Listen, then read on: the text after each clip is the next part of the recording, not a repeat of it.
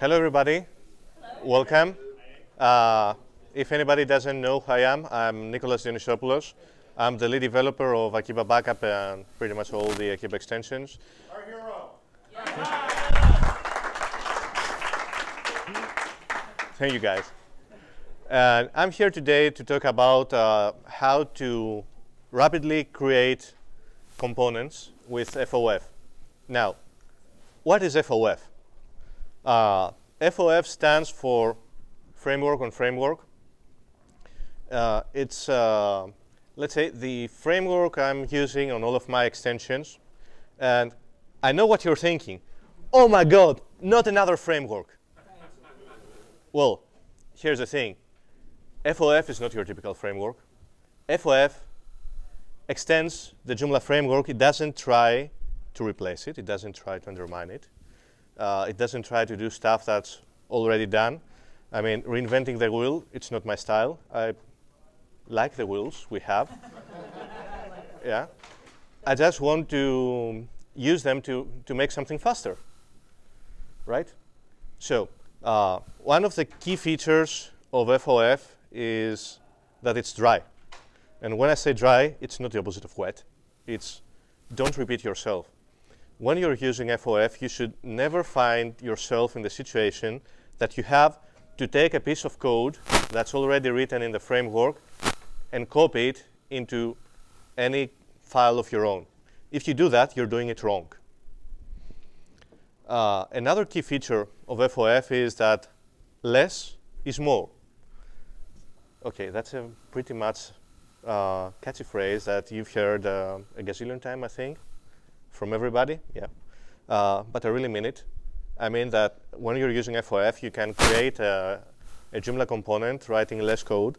In some cases, you can write no code, even though these are very few cases. But the thing is that you should never have to write pages upon pages upon pages upon pages upon pages of code just to do the very basic stuff. The framework is there to do something for you, and that something is take this responsibility away from you. You only need to go in and put code in very specific places to implement your business logic. However, unlike some other frameworks, FOF doesn't try to impose its way of thinking upon you. It's not like if you want to go out of the FOF way, we will slap you in the wrist and tell you, no, don't do it. I mean, you're big guys, you're big girls, you're developers, you're responsible individuals, I hope. And you really know better than me or anybody else how whatever you're building works and what you want to do. So actually, if you want to shoot yourself in the feet, I'm not going to stop you. I'm just going to tell you it's going to hurt. But if you want to do it, hey, OK, no problem. I will deliver a gun. I will deliver a selection of guns so that you can choose how to shoot yourself in the feet. And if you want, you can bring your own gun. No problem. I mean, it plays along very nicely, right?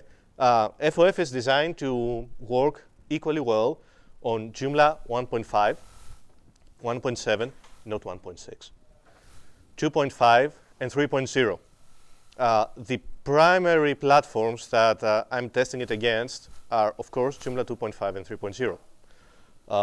There are people who use it on Joomla 1.5, and whenever I break it, they're like, you broke it. Here's a patch. And I merge it right away. And the good thing with playing along nicely is that I'm forced to think something that is not a high priority in the Joomla project, backwards compatibility. I want you to write code today and be sure that this code will run next year just as well. If you have to do some change, I will notify you that this thing is deprecated and here's the alternative. I will never tell you this is deprecated, but the alternative, hey, what do you need an alternative for? When I remove it, I will give you an alternative. No, it doesn't work that way. And experience shows that whenever you do that, developers get really unhappy. If they're like me, they go on Twitter and have a fit of Tourette syndrome. So many of you laughed, so you follow me on Twitter. Thank you very much. Not anymore. Those of you who don't follow me on Twitter and laughed really hard are probably friends of mine on Facebook. Thank you very much for that. So anyway, some history about FOF. I mean, how I came to write this kind of framework, which is not really a framework, but I call it a framework because I don't have any other word to use. So it all started way back in computer terms, July 2009, when I was working on yet another client project, and I had to copy and paste code for the umpteenth time inside my controller, my model, and my view. And I was like, really? Every time I have to do that? I didn't really like it. It didn't feel right having to copy stuff around. So I created my own base classes. It was a base model class, a base controller class, and a base view class. So I had a very nice MVC abstraction layer, which was tested in many components, because after this client project of mine, I used it in a Akiba release system. And then I started using it in admin tools, in Akiba backup, and pretty much every component that I had written up to September 2011, when this thing transformed into a framework. Instead of just having pure MVC-based classes that you had to include or require once in your code, which wasn't a very good idea, because every time I made a change, I had to remember to make it to all of my extensions at the same time. Not a very good development strategy, actually. So it turned into a mini framework with its own autoloader and stuff, and that was cool. So how did I actually decide to do that? Well, I was using another framework, which shall be renamed unnamed.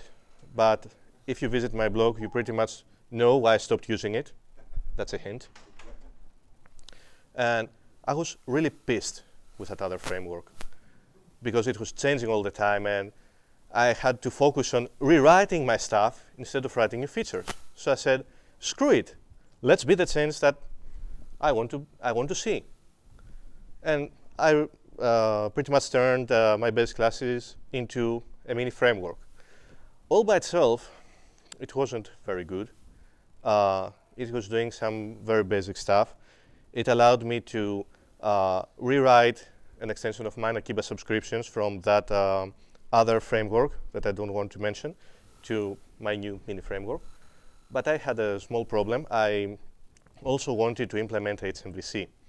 And HMVC, okay, that's the wrong date. It should say 2011, sorry. HMVC is hierarchical MVC, which means that from one MVC triad, you can call another MVC triad from the same or different component, or from a module. You don't have to reinvent a wheel. You just call a view, and you render it. And this is a very powerful feature because it allows you to write very complex applications with even less code. So how did I decide to implement the HMVC support in FOF? Well, it was very simple. I was flying to Joomla Day Israel 2011. And as soon as I boarded the plane and the doors closed, they were like, oh, sorry, the traffic controllers are on a strike for the next 2 hours. You cannot get off the plane because we've already boarded you. So you have to stay in here. It was a half-empty plane. Actually, we stayed in the plane on the ground for 4 hours. I had ample time to implement HMVC for FOF. So you can thank the Greek traffic controllers who went on strike for having this feature. Yeah. So for once, the traffic controllers didn't get any raise, which was their demand, but they helped me get a HMVC into FOF. Hey, result. So May 2012, FOF went public. Instead of just using it for my own components, I was pretty confident that it was in a state that could be used by other developers, like you guys. So how many of you have been at J and Beyond 2012 this year? OK. How many of you were in my presentation in in J and beyond, okay. So you know that this is when FOF went public. And to my surprise, many people actually use it, and many people contribute. Thank you. So one more exciting feature that was quite recently added in July 2012 was Bootstrap and jQuery support. You see, Kyle Ledbetter has done an incredible job with Joomla 3.0, bringing jQuery and Bootstrap inside Joomla. The thing is, this is Joomla 3.0. The stable branch of that release will be in almost 18 months or so, maybe 2 years. I can't wait 2 years. I'm a developer. I have a new toy. I want to play with it. You can't tell me you have to wait till next Christmas and then again wait for another year to play with your new toy. No, I want it now. So what I did, I took the matter into my own hands and created a small abstraction layer which allows you to load Bootstrap and jQuery on Joomla 2.5, and when you run the same thing on Joomla 3, it will just reuse whatever Joomla 3 is using. So you can have components which run on all Joomla versions, have a consistent look and feel using jQuery and Bootstrap today, and not have to wait for 2 years. That's pretty much the general stuff of what FOF is. So right now, let's see what's it like being an FOF component. How does everything fit together, and how FOF helps you rapidly create components for Joomla. Okay. There are some boring slides ahead. I apologize. There are no more pretty pictures, but yeah. It's code, sorry. The structure of a component is pretty much what you expect from a modern application. You have a dispatcher. You have multiple, I call them triads, some people call them views, but I found it very confusing. A triad is a model, controller, and view set. We also have the table thing, the Joomla thing. And you can also have helpers and another special helper class which is called Toolbar. So what does each of these components do? Let's begin with dispatcher. This is where the life of your component starts. The dispatcher is pretty much your application router. Joomla calls the dispatcher, and the dispatcher figures out which MVC triad it should spawn. It spawns it, passes on all the data that it got. I don't say from the request because you can spawn the dispatcher even from a CLI application, so there's no request. There's just data coming into the system. And runs the controllers, which hopefully does something. Which brings us to the controller. The controller is a stupid thing. OK, so little break here. There are 2 ways to implement MVC, pretty much. The one is having a thick controller, which implements all the business logic and stuff, or having a thin controller. And I use the Joomla convention of having a thin controller, and I make it even thinner, very skinny. So the controller is this dumb thing, which takes the data, gets the model, pushes the data into the model, gets the view, says, hey, view, that's your model. You two, go and play. And when you're done, just tell me what happened. So that's all the controller does, a very dumb thing. The model is where all the fun takes place. The model typically connects you to the database. This is not necessary, but hey, since we're talking about Joomla components, this is probably what you want it to do. It implements all your business logic, does all the very interesting stuff, but it does not fetch data directly from the request, and it does not render anything. The model is just a data processor. It takes the input, which has been set by the controller, does something, and sets its state. And now, well, there is a little thing here, the table. The table conceptually is between a controller and a model. That's a Joomla thing.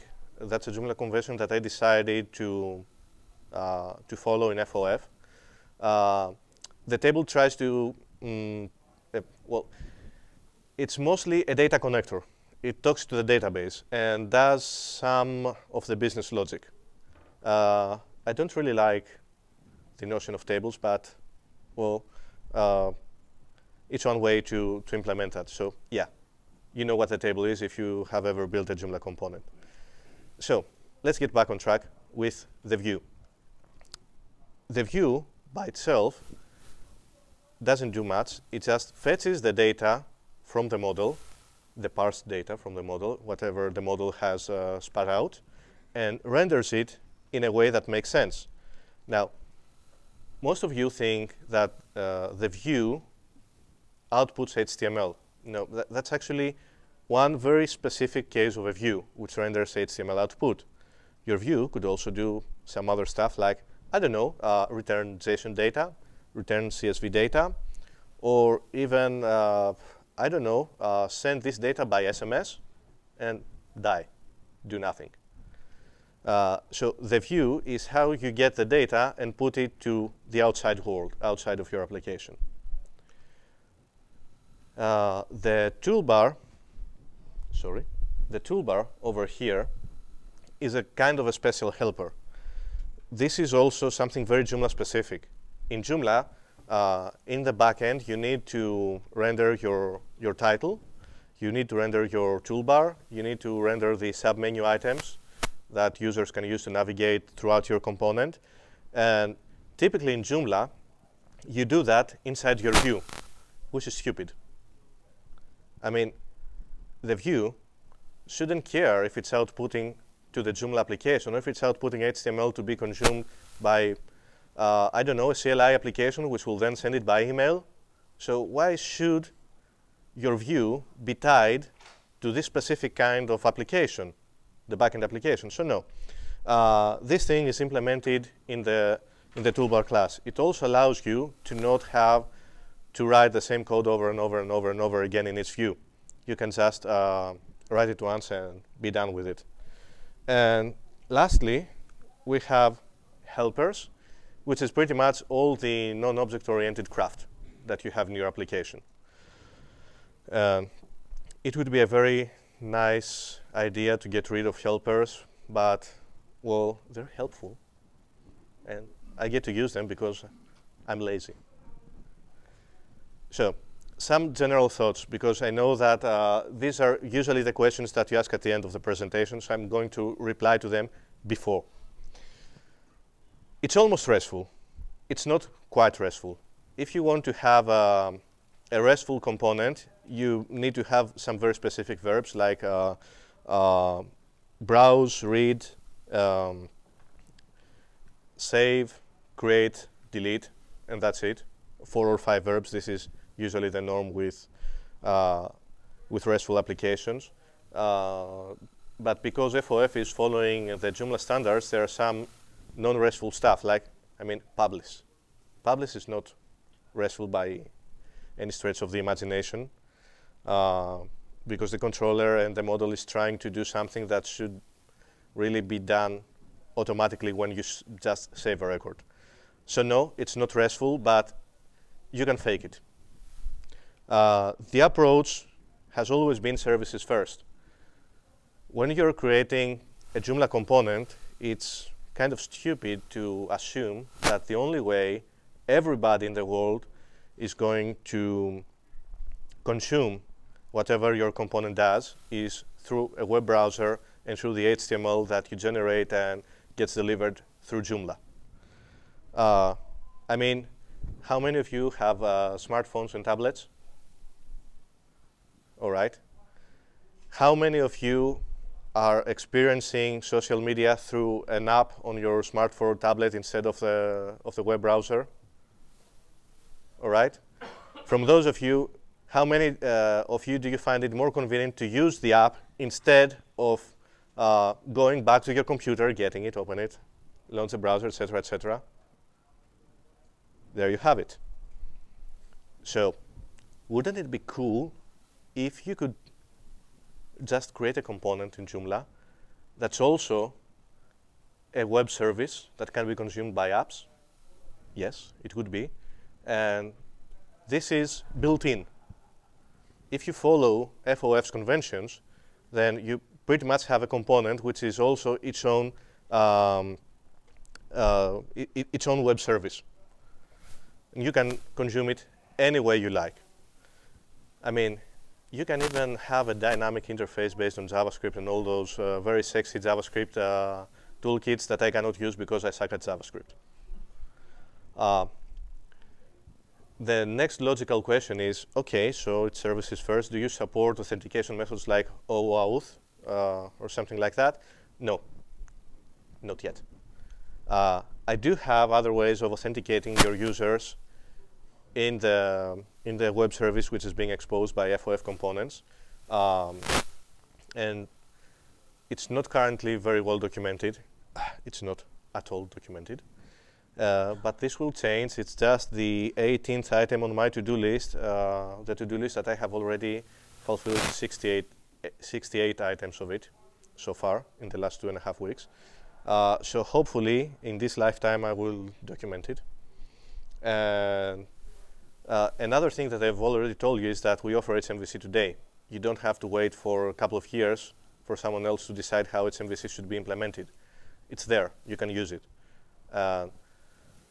It's very cool.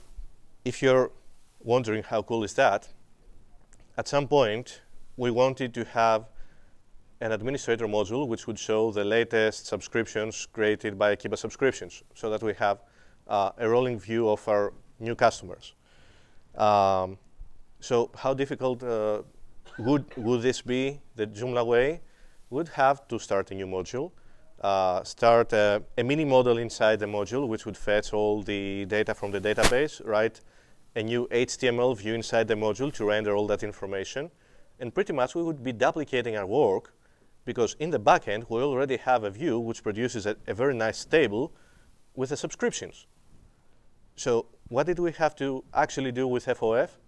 10 lines of code, and most of it was, are you sure Akiba subscription is loaded? Yes, okay, then proceed, call that view, and just display the 10 latest subscriptions, and that was it. That's HMVC. You can do much more cool stuff if you get your head around it and think about what you can do. So, the power of FOF comes from convention over configuration. Instead of having to write code to do everything, you can just follow conventions, and you won't need to write any code at all. The first area where you have convention by configuration is the dispatcher, which, as I explained, is pretty much your application router. The dispatcher routes, it's not correct to say the request, but I will say the request. It routes whatever it gets to the appropriate controller based on some conventions. If it is a post request, it gets routed to the save task because you're probably saving something. If you have a get request to a plural view name, then it gets routed to the browse task. The browse task renders a list of records in that view. If you have a get request with an ID in it, with a singular view name, and it's the front end, then it gets routed to the read task, which is designed to just display a single record. If this happens in the back end, this gets routed to the edit task. The difference is that the edit task also automatically checks out the item so that other administrators cannot edit it. Models. There is also convention over configuration in models, and this is where some real power comes in. The conventions are a little like Ruby on Rails. The tables are named prefix underscore component name underscore view name, like prefix to do items. That prefix to do items means that we have a component named com to do and a view, a triad, called items. And this is the table that is linked to that view. The auto increment field also follows a similar configuration, which is component underscore view underscore ID. For example, to do item ID, here's something important. The table name is in plural. The ID is in singular. Many things, one thing. It's natural, isn't it? It's not like you have to think too much about it. There are a few magic fields, like enabled. I believe you understand what that is. Is it published? Created by, created on, modified by, modified on, self-explanatory. Locked by, locked on, hits. If you want to not use these names, but something different, because, for example, you're porting an application from pure Joomla MVC, no problem. You don't have to override all the code. You don't have to copy and paste code. Copy and paste is evil. You just have to create a file for your model with a predefined class name, create a constructor, and just override a table. Just override an array where you tell FOF which are the names of the magic fields. Very simple. The same thing also happens with the controllers. We have some default tasks, which, as I explained, they're not RESTful. The default tasks are browse, get a list of many items, read, get and display one item, edit, check out and display one item, add, which is pretty much save a new item, delete, yeah, save, okay, apply, well, you get it. It's not rocket science. Now, you will tell me that there are a few times that I want to do some kind of checking before, let's say I run a browse view. If it's in the front end, I don't want a user who is not logged in or doesn't have enough privileges to see, let's say, all my subscriptions on my system. That would be a violation of privacy. Yes, I agree with you. So do you have to rewrite the task? No. Never, ever should you try to copy and paste code. Instead of that, you have some magic before and after methods. For example, you can have on before browse to do this kind of ACL check, or if you want to post-process the list that you get from your model and pass to the view, you can use the on after browse method.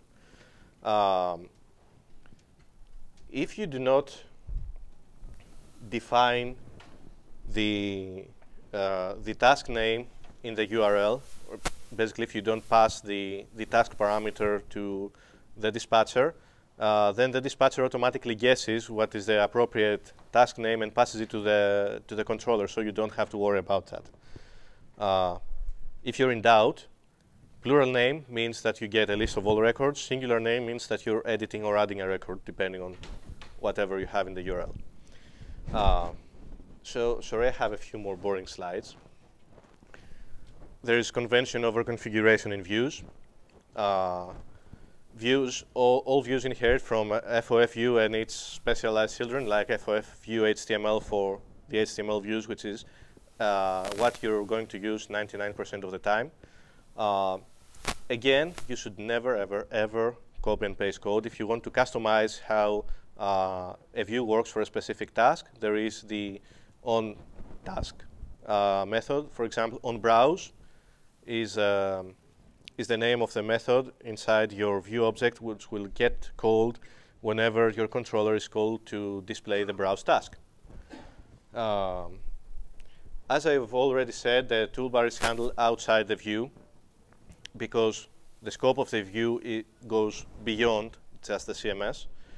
If you want to change what gets displayed in the toolbar, in the title, etc., you have to go to your toolbar, which inherits from FOF toolbar. And you can override it by placing a file called toolbar.php in the root of your components directory. And the toolbar also follows the convention of never, ever copy and paste code.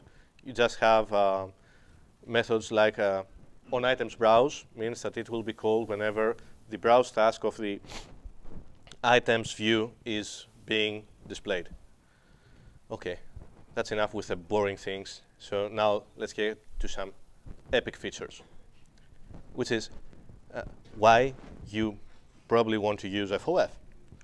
HMVC, hierarchical MVC. You can pretty much fetch a triad from any component, from inside any other component, module, or whatever, using just one line of code like that.